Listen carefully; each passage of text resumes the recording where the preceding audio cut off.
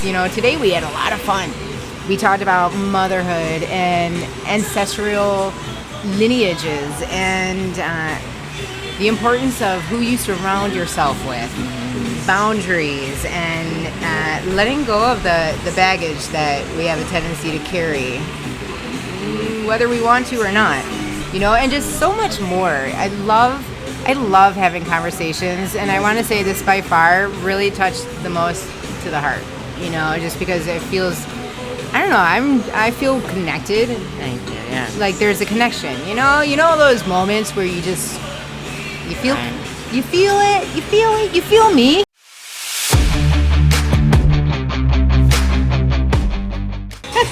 My dad has a Superman ring that he wears. Yeah. And I didn't know that, or I guess I hadn't noticed it. And one day I bought a Wonder Woman ring and was showing it to him, and he was like, have you seen? Right? Of course you're Superman. Of course I'm Wonder Woman. Right? I would love to know. It's like when I wear the cape, I had this I went on a walk this morning and wrote a letter, that kind of deeper meaning moment, right? And letting go of stuff. And I'm like, you know what? Today is the cape day because nobody's going to come and save me except for me. So, you can see how old it is. But I can't let it go. It's like that little kid blanket, I love it. Why did that come to you? That no one's going to save me but me today? This morning? Yeah. I was listening to a song. It's a God-based song, you know? And it's all about letting go. And I'm like, you know what, Krista? And what I was watching, it reminded me of a scene in there where she's talking to the other lady, and she's like, Jesus forgave you. It's you that's choosing to hold on to it anyway.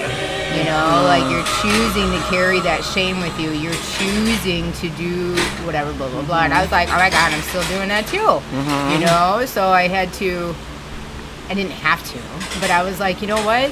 Well, you chose to. I'm choosing everything that I'm carrying with me right now. Right. I'm choosing to still be angry at my ex. I'm choosing to still be pissed off at his mom. I'm choosing to carry the shame, the guilt, all of it, And then I do stupid stuff that harms me physically, and it's like, why? Because I'm punishing myself. You think of, that's how I think, So, and I got back from my walk, I got my little pen and paper, and I'll write out God a letter, and I'm just like, okay. and dish it out. Yeah. Just dish it out. Well, I think your Superwoman outfit today makes total sense because it's about power. I think we don't realize how much power we have to let go, right? And then that's stepping into our power. You by holding on, that's making us powerless. Yeah. And I think stepping into your power, we have the power to let go. You've already been forgiven. Right. You've already been forgiven. Right. You've been forgiven. I've made it through it. Yeah. Every which way you look at it, it's like, why are you still hanging on though? Yeah. Why are you doing it to yourself? Yeah. Because you think he gives a shit back home? Yeah. You know what I mean? They don't. Oh, yeah. So it's I read a quote today that said something like, if I'd known how so few people could actually see me, I would have done the thing. Yeah. I would have just done the thing, right? People they care about themselves. Yeah. Why shouldn't I? Why shouldn't you? Yeah, I thought about that on the metro this morning, or when I was coming here. I'm sitting there staring out the window, checking out my cape. I'm like, oh, if only you would flow right now. Everybody would be all looking at you. And I'm like, shut up, Chris. No, they wouldn't. They don't care about you right now. You're in your own head. Kind of like that, though. But they that's don't okay. Care about me. But so are you. And so that's great. That's a gift to yourself. Yeah, that's exactly what it is. Live in yourself. Live in your own happiness. Yeah. You've got the power. But I don't need to concern about other people. Yeah. That's where positive or negative. Honestly, that letting that go. Oh my gosh. Yeah. I can't. You mentioned something about the things that have kind of happened in my life, and letting go has been like the most important. I was thinking about that on the way here because I gift was like, I've given myself because I see it in you. You know. Yeah. Okay, so all right, people, let me get to it. Let me put there. Welcome back to the Divine Chaos. I'm Krista, I'm your host, and today we have such a beautiful guest, Sherry. And I'm super excited to have this conversation with her. She's somebody that I met, like many people, you know, through the networking groups and everything. And every time I cross your path, you were just saying, I'm going to tie it right back, is like how you've given the gift of letting go to yourself. And that is what I've noticed about your energy right off the get-go. It was like, you got like a, I don't give a shit kind of energy, you know? And it's not that I don't give a shit, like in a, you know, I don't care what happens to you kind of thing, you know? It's just like, it's a flow. It's like you just kind of go with the flow. Whatever comes your way, comes your way. And you have like I don't know the word I'm looking for, but this super relaxed way of working through it, you know, like you just go with it. And that's what I picked up from you. And then we had that conversation, and then I was like, oh my gosh, I gotta have her on the podcast. I'm a firm believer, everybody hear this loud and clear, you know, you are who you hang out with. And I'm about surrounding myself with the people that I want to become. And when I walked into your apartment that night, I was like, holy shit. Oh my God, this is it. I need to be with her, you know? And then just everything about you. And I was like, you are the one that I want to model. And then to find out that you do the graphics and stuff like that, I was like, oh my God, you know? Like, I'm like, so I hope you don't mind. I like you, Sherry. I like you too. I We like just you become a best lot. friends. I know, right? Because firm believer, you have to be around the people that you want to become. Because, you know, there was a quote that Tony Robbins said, and I used to play it all the time while I was going through my divorce, over and over again. I had a little playlist, you know, the supporting songs and things like that, and there would be this little clip of him, and he would be like, you know, you lay down with dogs, you wake up with fleas. Right. And that has been in my world since I was in my 20s. Yeah. Becoming aware of that is key. Yeah. Very key. Well, I mean, that's so funny you said about lying down with dogs and getting fleas. Is that what you said? I heard a quote yesterday that someone said, my grandfather used to tell me, if you wrestle with hogs, you're going to get dirty. Yeah. And I can assure you the hog likes it.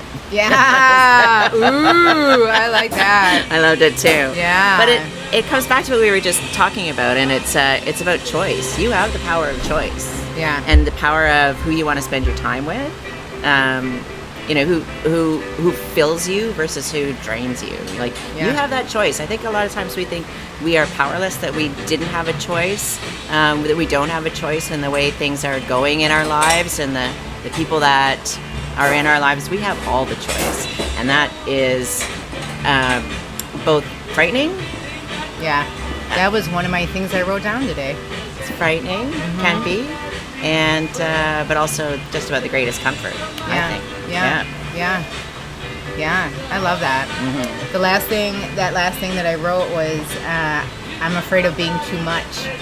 And like, okay, so I do this weird channeling kind of thing, right? Like, so when I write a letter, it was, you know, like I went through the fear, I'm not enough, I'm not gonna survive, you know, and you counteract everything because it's like, well, you already are, you know, you're already doing it. You're like, well, I don't know why you're so fearful, you know. But then the last one was, okay, did you say you were too much or not enough? Both. You know, in the beginning, it's I'm not enough. Like, I'm like to work with you. You know, like I'm not skilled enough. I've never had the professional training. I've never done. You know what I mean? So there's those limiting beliefs in that aspect. Even though it's like, Krista, you are a damn fast ass learner, and you know, like you catch on. Like you've done it all your damn life. So why are you counter? You know, it's finding the evidence that bullshit. I'm calling bullshit. But if you go looking for the evidence, you'll find it. For sure. Yeah. But I like I like to build a case against it. Okay. You know what I mean? Like, I'm taking your ass to court, like, and I'm gonna win because I got this big ass file, you know, and I'm taking you down. So I've been doing this since I left my ex. Right? It's a layer of a process. And so we're all onions. Yeah. Right. Sometimes we can stink. But that's usually your pitta, I'm just saying. But so the fear of they're nonchalant at this point, you know. But then the one that really came up was the fear of I'm too much, because it did come up the other night at that birthday party when I was. It's okay. Okay. You know, like I already know that people can't handle me sometimes. You know, and I get that. You know, I get it. Mm-hmm. So here I am having a conversation with somebody that I already had pinpointed in my head, in my knowing that she's what I would call a little bit, like somebody that I can only spend a little bit of time with. Sure. So here I am having this long conversation with her, and she's like, I'm not seeing eye to eye. Like, I was like, I don't know if you really understand what I'm saying, you know, because that's not really how that works, you know. But I didn't say all of this, you know. But then she was like, yeah, because I'm picking up out here, this is getting a little much, you know. Like, she was talking about my energy. Oh, yeah. And then, so that was one of my things, is like, I fear that I'll be too much. And it came back. I will read it. Okay, so I fear I'm too much. And then it's like a conversation, right? Well, you are. And that's how you were designed to be. It's expected. Not everyone will get you. Mm-hmm. You were meant to reach certain people. Not all of them. You were made for something more. So I was just like, and then I was like, oh, that's a good ending. All right, I'll just leave it there. Yeah. Do you get a feeling like you know when it's time to stop? Yeah. Yeah. When it's sort of like, or go. When it's time, it's like we don't, when we let ourselves cry, and then we just know when it's time to stop. It's the same with journaling for me. It's like I know when I need to kind of get in there real hard and sob my eyes out, not physically sob, but like pour out the emotion, or pour out the thoughts, or the positive emotion as well. But then I know when I'm done. Yeah. You know, when I've used that tool. And, because you don't want to find yourself dwelling in it. At least I don't. No. You know, and I don't. No. I would wonder if, like, where's that turning point? Yeah. You know, like if I sit there too long. Do you? I'm sorry, I don't mean to cut you off. Not at all. Go ahead. I was just say, do you ever feel the lift? I'm not exactly sure what you mean. Tell me.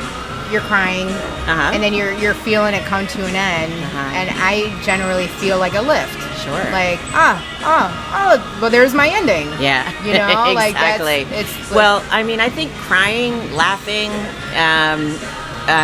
movement, you know, journaling, even, you know, there's so many places where our body knows how to discharge its energy. Yeah. Like a dog knows how to shake. Yeah, or the geese know how to fluff their feathers. To discharge their energy. Yeah. Right? And so I think, you know, laughing, crying, I think those are times when you need to discharge. A dog won't just continue to shake. They'll stop shaking when their energy is settled. And so that's, I know, you can tell. Yeah. When you're just a little more, I don't know, balanced, a little more level. And you need to do it. Yeah. There's like it's just a sense of calm. Yeah. Yeah, I love that. So I hear you say a few times the word too. Too much, too little, too... Yes. Too curly, too... I have a feeling like I'm the type of person that's either a little bit or... too much. For who? For what? Like in what? And at what measure? Ooh. On whose measure? Are you giving me a journal prompt? A little bit. Because that's a great question to follow that up with. And whose measure? Like who? That's the thing, is I'm my measuring. But then, like with all the work, you know, like you have to think about that inner voice. And it's like, well, who is that inner voice? And it always went right back to my mom. Of course. You know. And it's like, oh, damn, she's still hanging around, you know? Hey, we're moms ourselves. We're that mom, too, right? And I don't like to think about it. Right. But I know. I apologize. Just saying. All we can do is beg for their forgiveness and help fund the therapy. And that's, you know, and let them know we're still there for them. And we're not perfect specimens either, and neither are they. And, it's an amazing, I don't know, I think it's an amazing time to be alive. I think it's an amazing time for emotional healing, think it's an amazing time for community, for people to connect, that are open to connect. We have all the tools. We have a lot of tools. Yeah. I think we've always had tools. I think there just were times in our ancestry and in evolutionary times where we just didn't know that we had the tools. I think that goes very strongly in the U.S. In the U.S., like in general, from what I've seen, it's just, it's very driven in a direction where it's like, forget all of that stuff, Forget. Just the ancient ways, the stuff like the old school stuff that grandparents would teach and pass down the generations. It becomes old school nowadays. They just throw them into old folks' homes. Sure. And I'm sure that's not politically correct or whatever the term is today, but you know what I mean. Yeah. And it's like, but we're doing a disadvantage for ourselves because there's wisdom in all of that. You find a way to combine it all, and I don't know. I think that it's always there. I think it's always within us. I think, ancestrally things are within us. But I think that over time, at different time periods in our evolution, certainly within recent history, in the 1900s or late 1800s, it was replaced with other things. That's kind of what I mean. So and I'm also a certified health coach, health and nutrition coach, and we talk a lot about crowding things out. So if you'd like to add good things into your life, you need to crowd out the bad things. And I think that evolutionarily, or certainly in the last 200 years, 150 years in the West, we've crowded out the good things and added in the bad things. Yeah. So the good things of being in tune with your your needs, and looking outward for your need satisfaction instead of inwards. So I think coming back to it would be really great. Yeah, and I think it's starting to. At least I see more of that. I sometimes wonder if we're seeing more of it, or if it's our age, our experience, our or maybe as we get experience now. Absolutely. Whatever you focus on, the energy flows. So we are so much a sample size of one in so much of what we see and we experience, and that's okay as long as you don't sort of impose those opinions on someone else. And I don't mean telling people your opinion, but having your opinion about them, judge them based on what you believe. I think we'll always be a sample size of one. We were talking about it earlier. We care about ourselves. Everyone else cares about themselves. And but that doesn't mean anybody's right or wrong here. It's just us. That's all we have. Right. That's all we have. We have our consciousness. We have our bodies. That's all we have. Yeah.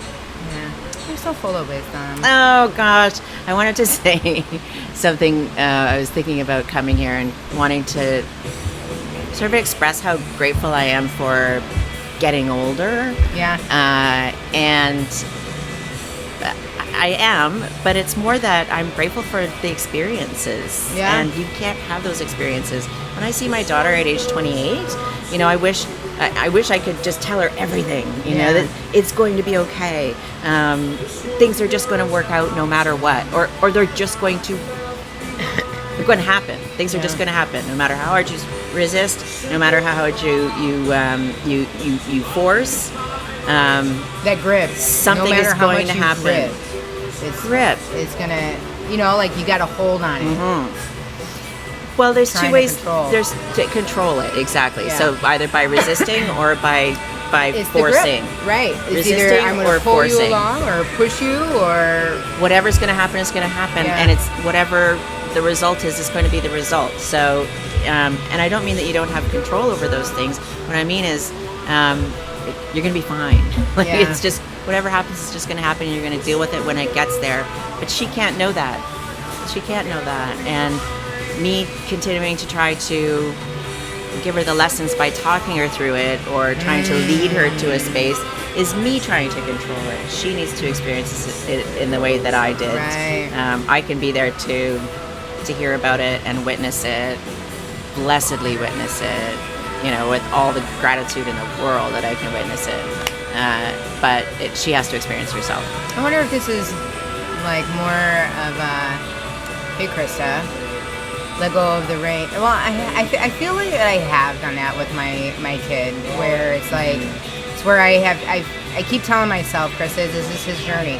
It's his journey. These are his decisions. Right. He's got to live through this. You know, if he asks me for advice, then great, yay. You know. But if I want to offer advice, I ask him.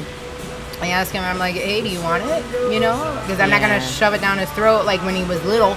You know, like I was totally different mentality back then. You know, like I was actually my mom. And then there was a day where I woke up and I was like, who are you? You know, and then stuff started shifting. But it was, I love being a mom. I loved having a mom. I love my female ancestry, as hard as it is, as difficult as it was. But, how did you having dig that into human. that? Into what?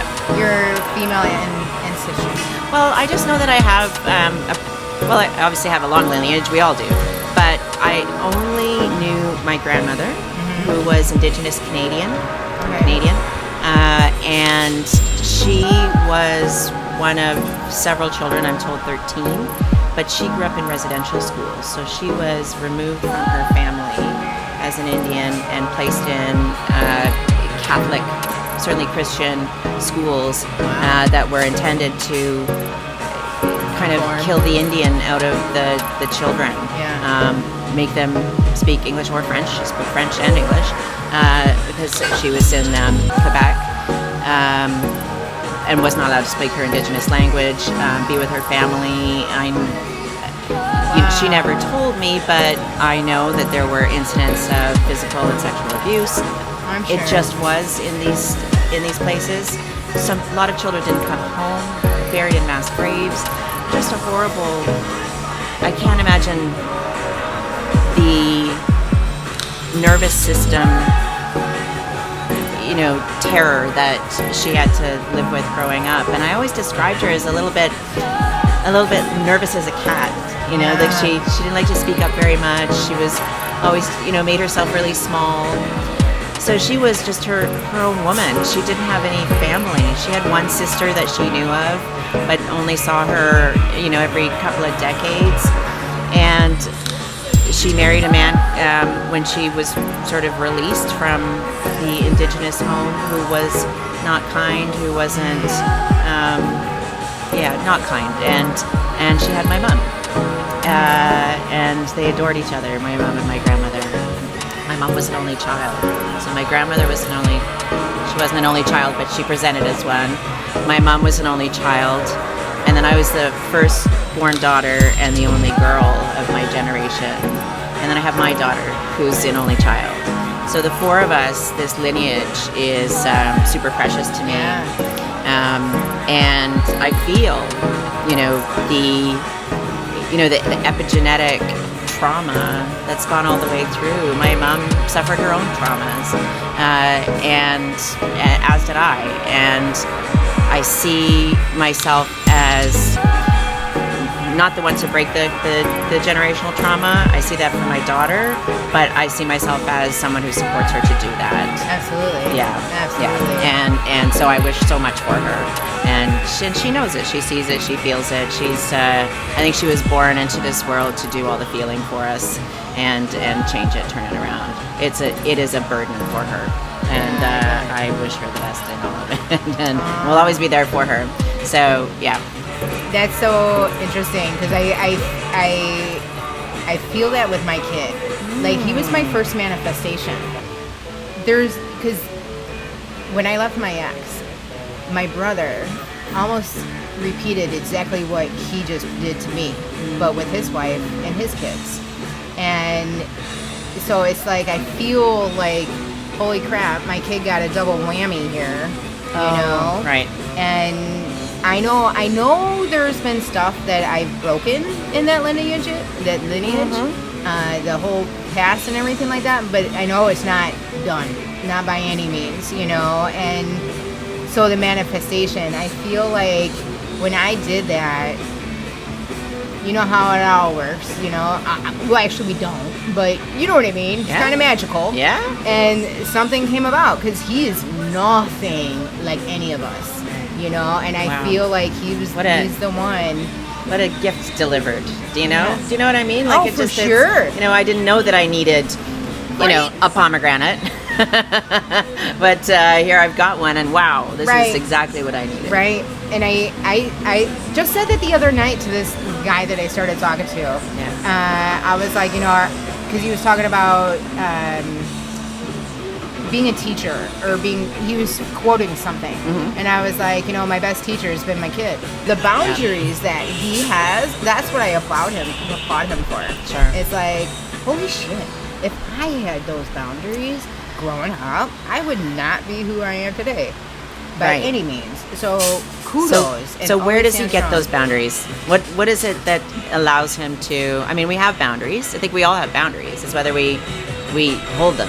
He's the holder. Yeah. Like, there was a time, I might have told you this story, when it was at Mother's Day, and then my history repeated with him. That's where my anger and rage and everything like that started coming back for the kid, or for the ex. Real short, I had a blow up, and then my kid ended up having the exact same blow up. It was really short. Years later.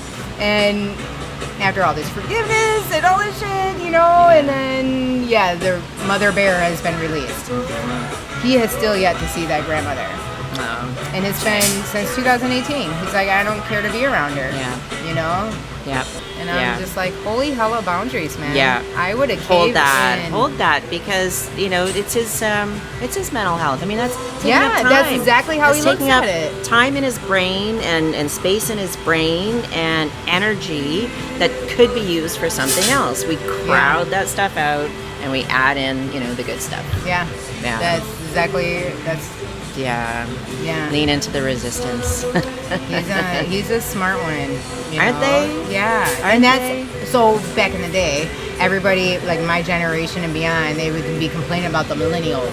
Oh, the millennials this, millennials, and I was like, you know, I can see what you're saying. Yeah. However, I think they're going to be the beginning of the shift because they see things totally different and they're way more open than any of us have ever been. Getting back to what I was saying, it's a great time to be alive. Yeah. You know, that this mental health is not something that you hide. Something, you know, it's something that you seek out help for, that you know, are able to share. It's an amazing time. It is.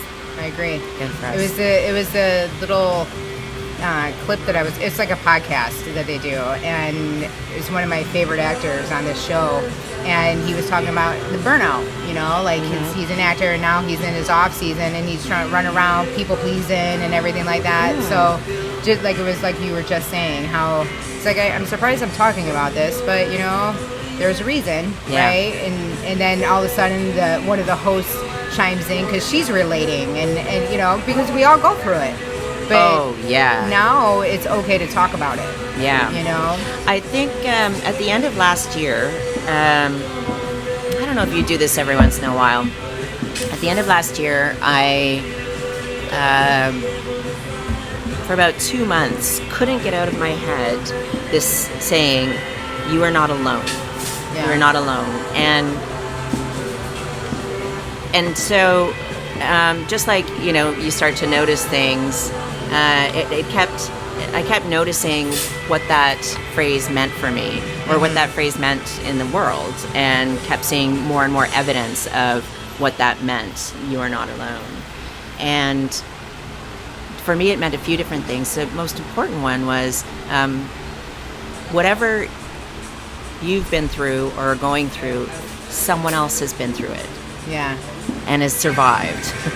And got to the other side and lived to tell the tale and became stronger for it or weaker for it or learned lessons from it. So you're not alone. Whatever you're going through, you can take comfort in that, or you can sort of go, I'm not so special. I choose to take comfort in I'm not so special.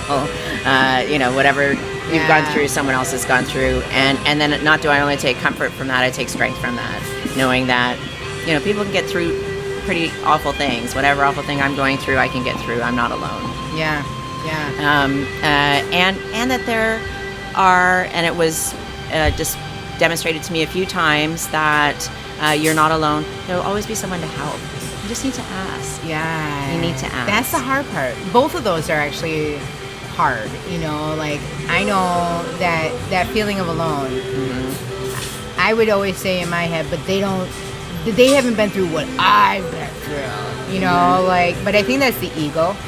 A little bit. Oh, sure. Jumping in, you know. I'm not as much like that anymore. You know, same thing with the help. There is a lot of growth with asking for help, but I was raised not to ask for help. Sure. So, but then in Costa Rica, I was like, oh my gosh, it's an ego thing too. I'm still battling that damn ego. Krista, I would say that it could be ego, not asking for help. There's also an element of safety to that. Yeah. When you ask for help, you're vulnerable. You're vulnerable. True. You can be hurt. You can be harmed. You can be killed. That's 100% true. So women, you know, make ourselves small. We don't ask for help. We try and fix it on our own. We do things in secrecy. We commune with other women. Yeah. For strength, for community, so that. And this is not. I'm not saying that, you know, all men are trying to kill us, but in our core, in our intuition, in our body, you know, we are built to be afraid. Yeah. Because we're the smaller of the species, and then we are vulnerable to other species. Yeah. You know, the bigger species, the cats, the bears, the whatever. And so we make ourselves small so that we aren't vulnerable, or we make ourselves big and, you know, overdo it. Put on the facade. Afraid to ask for help because that's what makes I us did. vulnerable. I would walk around with, you know, with my stun gun because I was, you know, being a female solo traveler. You know, like I would make it known, hey, if you approach me, just know that you won't walk away the same way you walked in. You know, kind of thing. But it's that what you were saying deep down in the core. You know, I have to protect. But then I always think it's how I was trained, because if you think of the ancestral stuff that has been brought up, you know, and it's just like, holy cow, there is so much there. I don't. It's probably sad to say, but I feel like I don't think that would ever change. No, I don't think it will. I think it's instinctual. I think it's we are genetically bred for that. This is, you know, our physical body will detect threat. Yeah. And threat is, you know, even admitting that you're a little weak. That, you know. Did you hear that? If you admit you're a little weak, that's I when just got shivers that's on when that one. the cheetah comes and gets the Gave weak. me a journal prompt. I'm still stuck on it. Hold on. Oh, I love that. Okay. Sparkle. Don't sparkle on me now. You're trying to have a moment and you got caught in the sparkle. I did. That was gorgeous. Okay. Bringing it back. But that was powerful. That was admitting you're a little weak. If you think about the cheetah in the savannah, the weak, you know, the weak zebra. Yeah, they aren't going to make it. So this is why we have community to help support the weak and to, you know, to give service to them as well, right? And I love to that. support that. I don't want to look at myself as being weak, but I understand that I don't have the capability to do everything that I have all up in here. Sure. You know what I mean? Yet.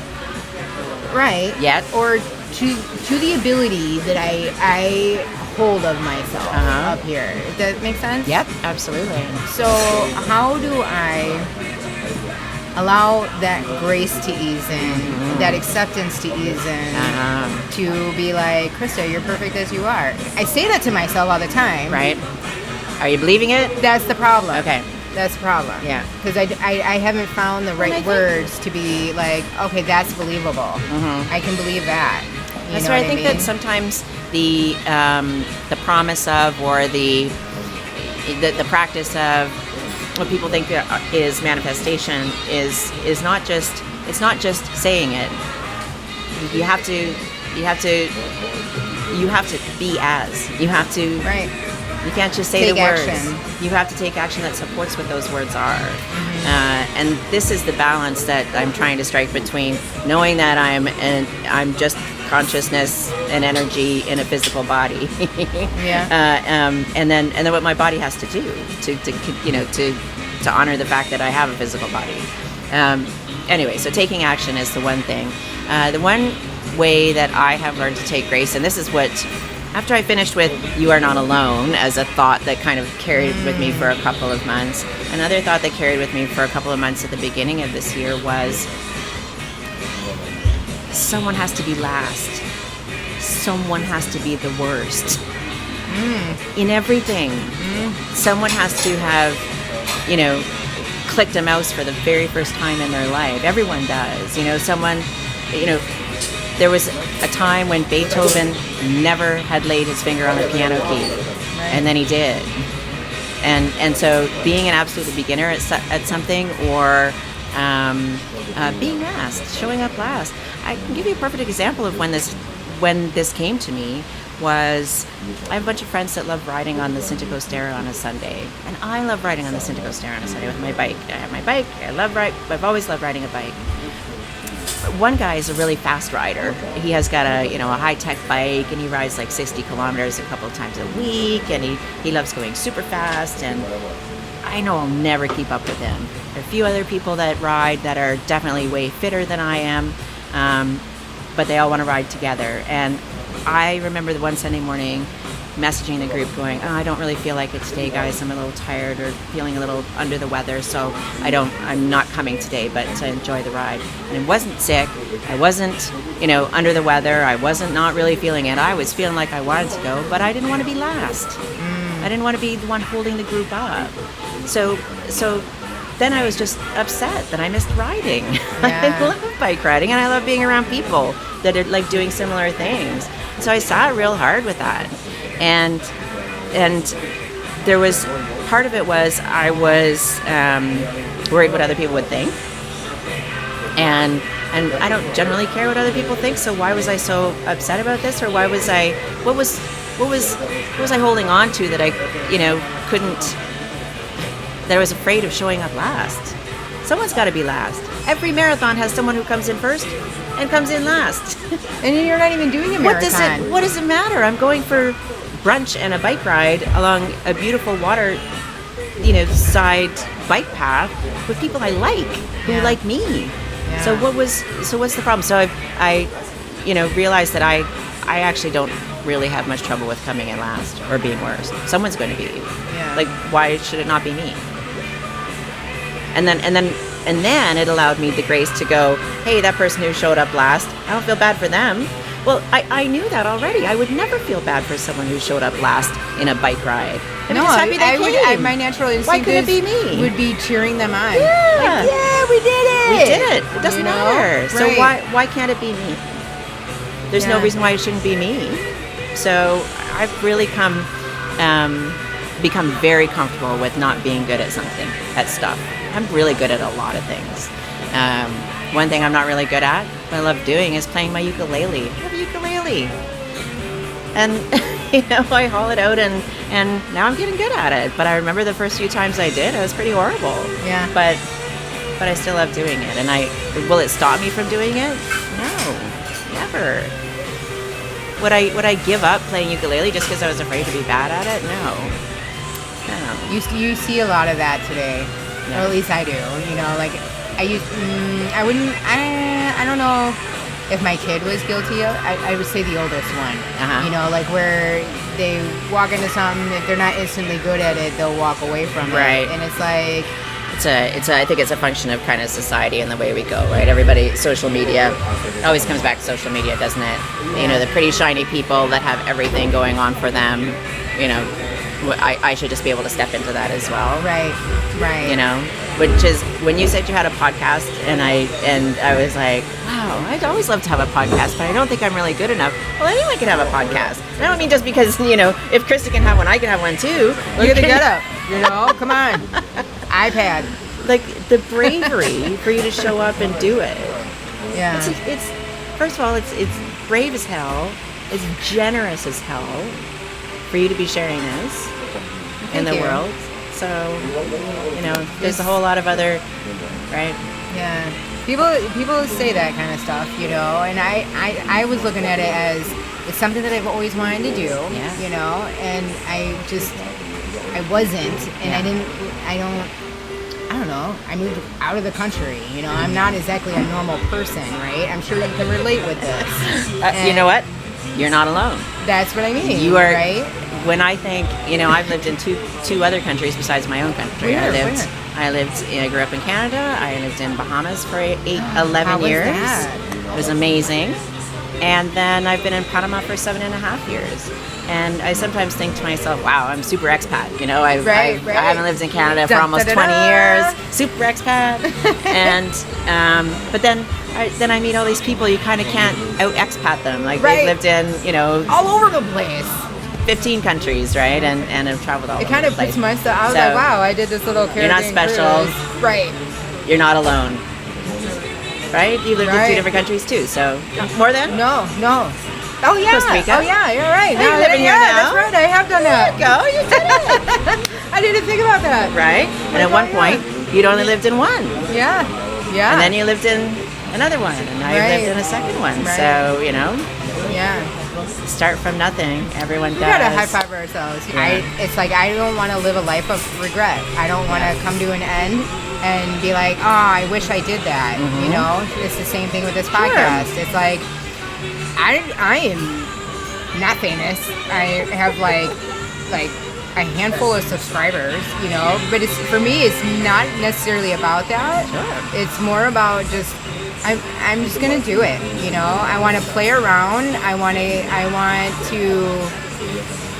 It was supposed to be something different. That got totally thrown underneath the rug. But then that same night, it was like, I was like, oh my gosh, I can still do this on my own. Yeah. Because I was like, I'll just start interviewing the people. I don't interview. I will start having conversations with the people that I get to know here because they're all over the world. They're fabulous people like Sherry.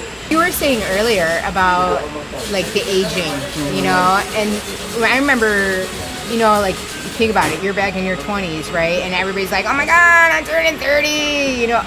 Here I was excited as hell because I can't wait to be. I always had this vision of being an older woman. Not sitting, but like that. Like there was a mountain, my house was there, and then on the other side was the ocean or whatever body of water. But I was like the old wise woman, and then people would come from afar to see me, for my healing capabilities or whatever. Well, that's what it was. But and then I thought when I was going to Costa Rica, I'm like, holy shit, it's kind of like my vision, but way sooner. Wasn't my vision, but it was just that type of thing. But I'm eager to get to that point, just to be like, I want to hold the wisdom that I've gathered throughout my entire lifetime because it's a lot, right? Just like many of us. When do you think you will? Do you get a sense of when, you will have achieved sort of peak wisdom? I have no idea. The day I die? I think so. I think the day that we die is like when I did what I came here to do. Yeah. And then we return. Yeah. Like I said, I wanted to say as I age, but I really see it as I gain experience. Yeah. In my life. It's like birthdays. Everybody loves celebrating birthday, and I haven't celebrated birthday in quite some time. I celebrate leveling up. I'm like, I've made it to the next level. This is a new space. Like every single time when I decided to move into my new apartment, I mean that was a choice. I made that intentionally you gotta see your apartment. level it's so up in my life. I didn't want to play small in my small apartment. That gave me loads for the time that I needed it and what I needed at the time. But I felt like I needed something different, and I needed space, and I needed dedicated space for my my yoga practice and my exercise sort of. So I have that space in my bedroom, and then I also wanted a dedicated space for for my work, so I have a I love dedicated your office, kitchen. and I'm a cook, so having an amazing cook, and I want a dedicated space for my guests. I felt nurturing and felt like a space that they could really be in, and so when I found it, it was.